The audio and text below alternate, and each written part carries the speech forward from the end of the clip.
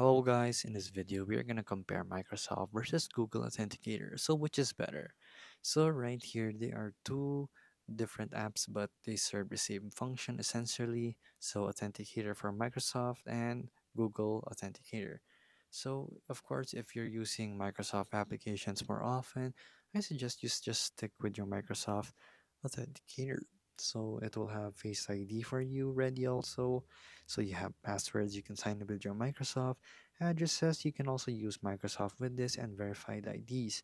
So you can rearrange accounts, hide codes, then there. So basically you can also back up this device so that you can return to this Authenticator application with the same codes, same accounts, just by backing it up to your account.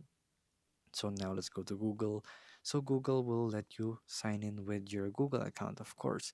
So you can use various Google accounts. It's saved in the cloud basically.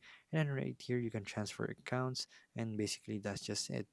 So it's really simple using Google Authenticator. You set up by key or QR code. So this will really depend on your needs and not really who's better right here. So if you use Microsoft more often, use Microsoft. You use Google, just use Google more because it's going to be a unified account, which is way better. So there you go, guys. Those are the differences between Google and Microsoft Authenticator. Personally, I stick with Google Authenticator because it's just simple, sleek, and faster, since you can also change if it's a time-based counter right here or basically a counter. So there you go, guys. If this video was helpful, please hit the like button and don't forget to subscribe.